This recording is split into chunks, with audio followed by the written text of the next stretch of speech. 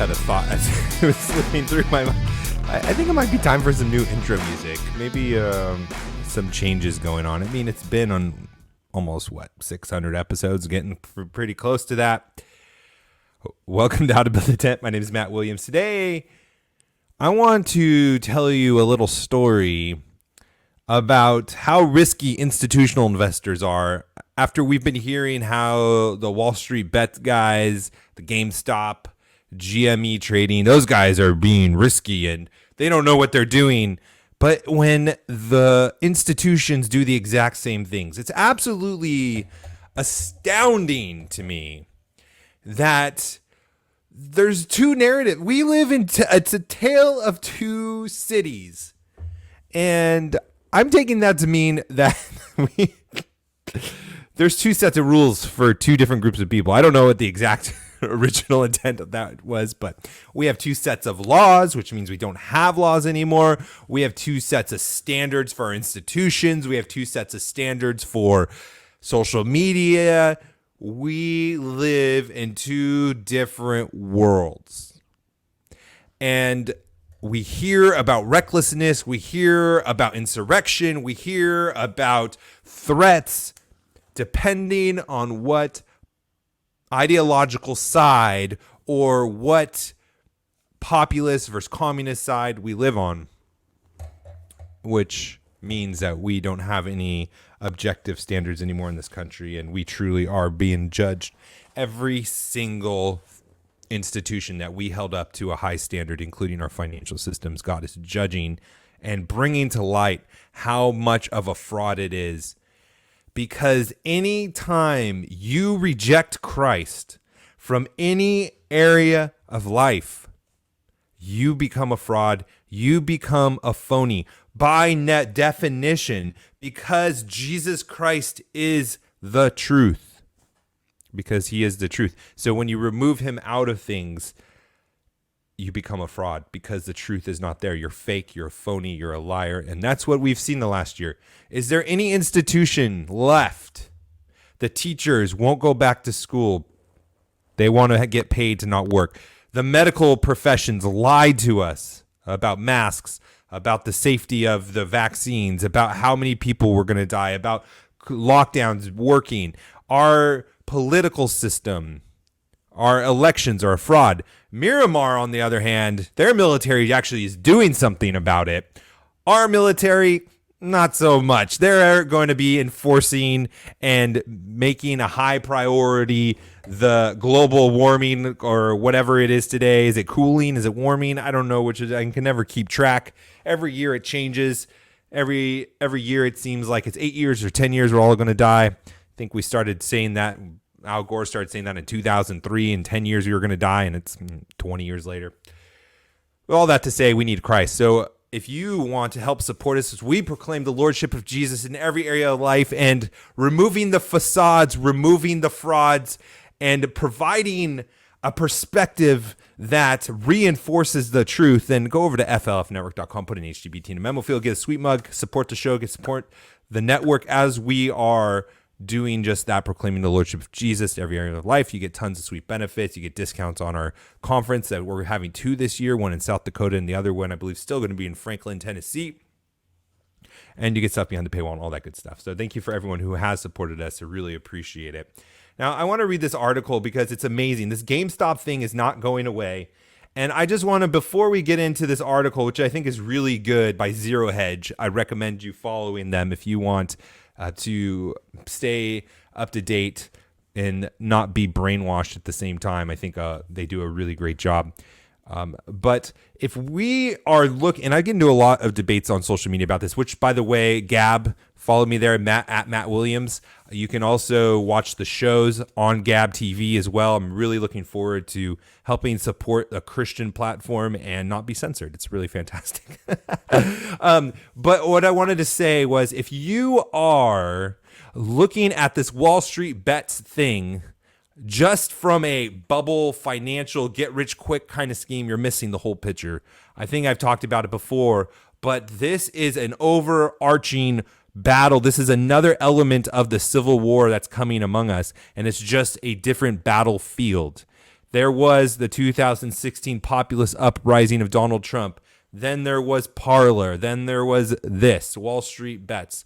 And there's probably other places as well. But what we are seeing here is it's the communist versus the populist. And it's interesting listening to the Wall Street Bets guys. They have a channel on Telegram where you can listen to them. And some of them, when I was listening, were debating from the Bernie bros and the Trump supporters is we all agree on the problem, but the solution, what is the solution? And that's interesting to hear about. But that is what this is. This isn't just a quick get rich quick scheme. This isn't just them thinking they're going to pay off their student loans and buy their parents a car, although that's what they're doing. This is a middle finger. This is a counterstrike to the institutions.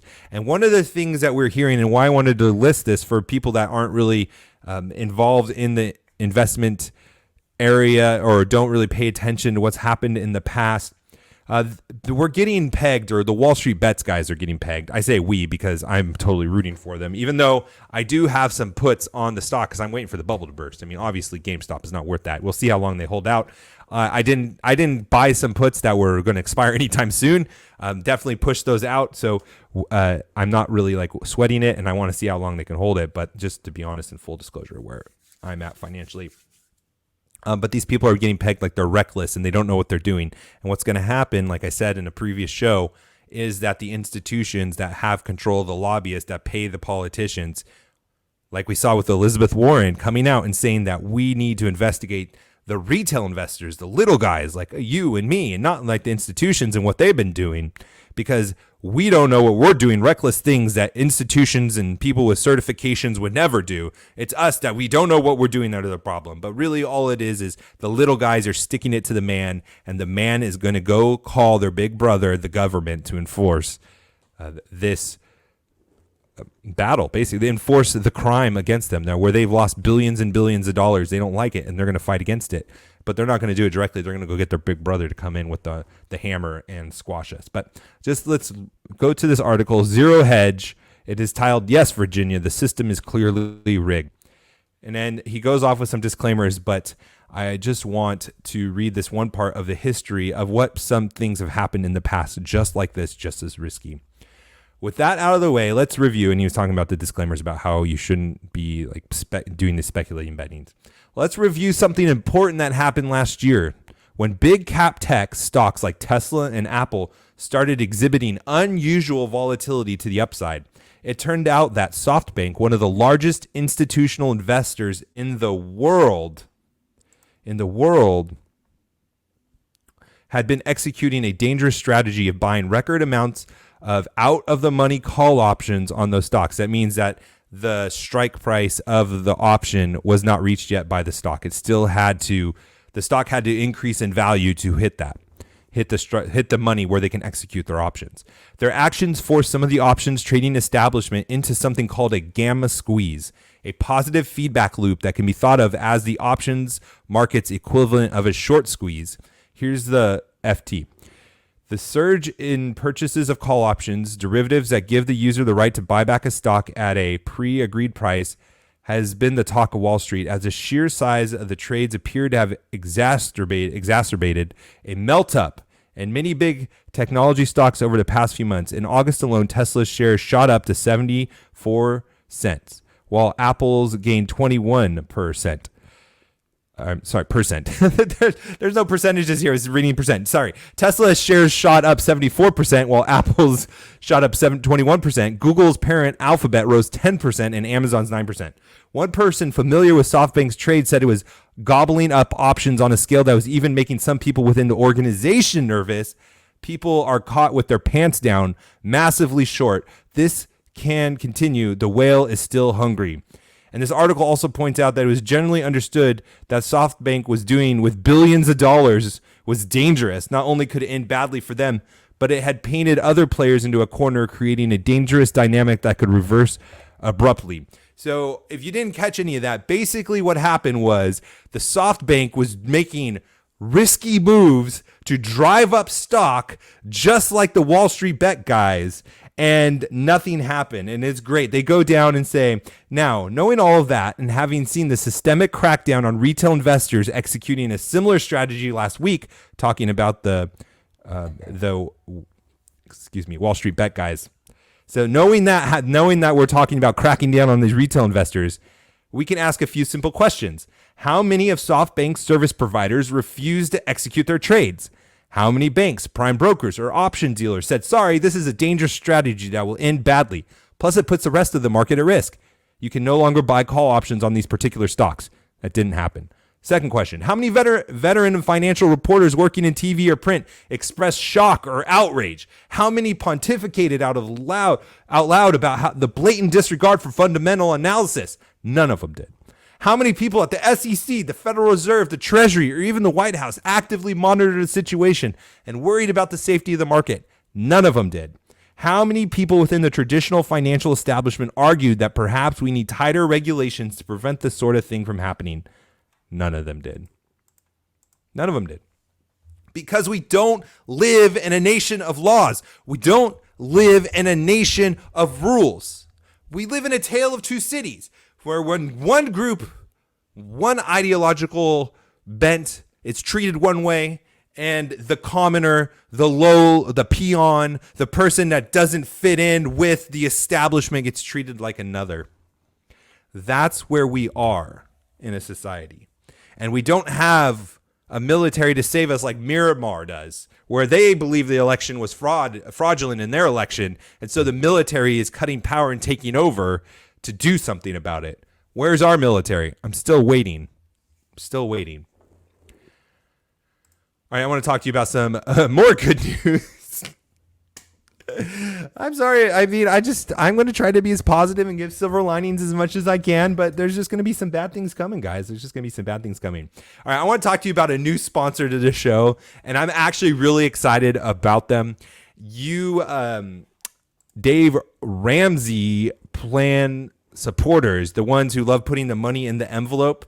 Well, you might be, finding it kind of hard to buy online right now or to buy groceries online. Maybe you can't go out without a mask. You don't want to wear a mask.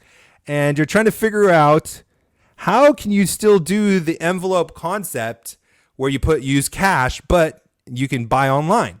Or maybe you do still go out and you just don't want to use cash anymore. You may want to use a debit card. You may want to use something that can help you do what you do with cash envelopes, but do it digitally. And that's what this sponsor does. Cube Money, Q with a Q. People come to Cube Money to solve these problems. They're not successful at sticking to a budget over a long period of time. I mean, how many of us struggle with that? They don't save enough money to reach their goals. And we talk about goals a lot on this show. Our unplanned spending and purchases. It's easy to click on that Amazon order, get a little extra. Oh, I need that. That sounds good. I'll just buy it right now. I don't even need to add it to the cart. The benefits of Cube Money is it helps you stick to a budget.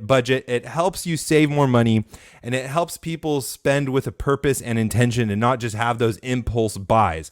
It's just like Dave Ramsey's cash envelopes strategy, but digitally. It's great. So go over to visit cubemoney.com/howtobuildatent. That's cubemoney.com/howtobuildatent.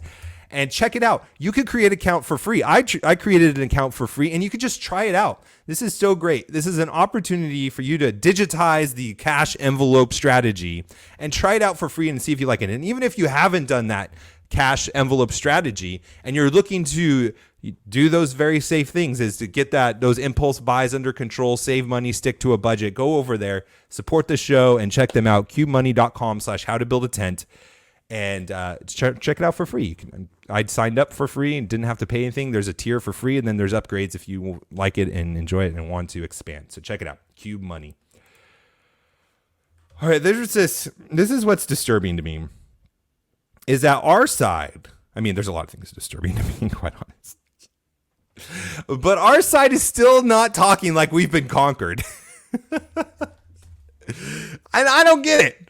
I don't get it at all. Now, this guy I follow, he is an expert on China and the CCP. His name is Gordon G. Chang. He's on Twitter at Gordon G. Chang. And he is just phenomenal on the CCP. He is phenomenal on China, what they're thinking, what our strategy should be, how we should fight back, and all these things. But I saw this tweet, and he says this: make no mistake, China's regime is actively trying to overthrow American government. How can anyone think we can coexist with communist China? Hashtag CCP. Now, if this was tweeted maybe January 31st, 2020, then I would say, yeah, you know what? They are trying to actively overthrow our government. They're totally trying to do that. But you tweeted this, Gordon, January 31st this year, after Joe Biden was installed in the regime, after they're putting permanent fencing around the Capitol, after they're stationing permanent military or National Guard, depending, how you want to categorize that, at the Capitol. And it's funny, we see the Russians doing it. They're putting military. You're like, oh, no, that's just Washington, D.C. That's not really Russia. No, I'm just kidding. It really was Russia. And we're seeing the military make some moves in the coup for an election they thought was a fraud in Myanmar. Again, ours are silent. But you have spies. Guys, you have Chinese spies who we know slept with Chinese intelligence agents, leading the House intelligence community, who has the highest of the high access to the intelligence that we have, as a Russian agent who slept with the Russian agent or the Russian officer. Chinese. I have a Chinese. I'm sure we have Russians too. But we have a Swalwell, a Chinese spy, sleeping with a Chinese officer in the Chinese intelligence agency. Joe Biden, whose son still has interest in Chinese companies, gets millions of dollars. We have the emails, we have the whistleblowers of them saying that Joe Biden gets a cut, the big guy, and he's in the presidency on a failed, rigged election. And I'm just going to say it because I don't care about YouTube anymore. I'm on Gab TV. We've had 4 videos removed in 2 weeks, and I don't care. I'm going to praise God and just know that he is in control and the battle belongs to him. But guys, at what part do we realize that we haven't been conquered? Is it when they start threatening taking away our tax exempt status? When we have super spreader events, that's happening right now? Is it when they start calling, Nancy Pelosi starts calling people enemies within, threats within of congressmen that aren't aligned with them ideologically, that are on our side? Is it when they start to try to impeach a president that has already left office? Is it when our president, our dictator in his regime says that we're going to be patient with our enemies and we're going to focus on another enemy. We're going to start war somewhere else, but we're going to let China do whatever they want. And we're going to undo all of the things that we did with China to prevent them from spreading. At what point do we say we're not conquered? And at what point do we say that we're not being treated just like the Chinese? It's getting worse and worse. So I think it's really foolish to say that they're trying to do it. They have done it. Now, are we going to fight back? Are we going to be able to do things to reverse this? I hope so. I don't know exactly what that all looks like. It's really interesting to see all these different battlefields playing out, like on Wall Street. But we have been conquered. We have a puppet in the regime, in the White House. We had a coup election. And, I'll just say this. This is a silver lining. We have people that are still working for election integrity, still making the fight, still showing. Again, Patrick Byrne, I really recommend listening to him and following him on Telegram. There's also Giovanni, the guy who did the QR code and testified in Georgia. They're still fighting. They're still pushing along. We can still be praying and supporting them. Jovan Houghton Pulitzer. And he's teaming up with the data scientist who, I didn't know, he invented email. It's Shiva Awadari. He's a doctor. He was running for Congress. They're working together. They're still trying to fight the good fight. And we must too. We can't stop fighting no matter if it looks like we're losing or not. But we got to be smart and shrewd and pick our battles and keep pushing on. We'll talk to you tomorrow. God bless.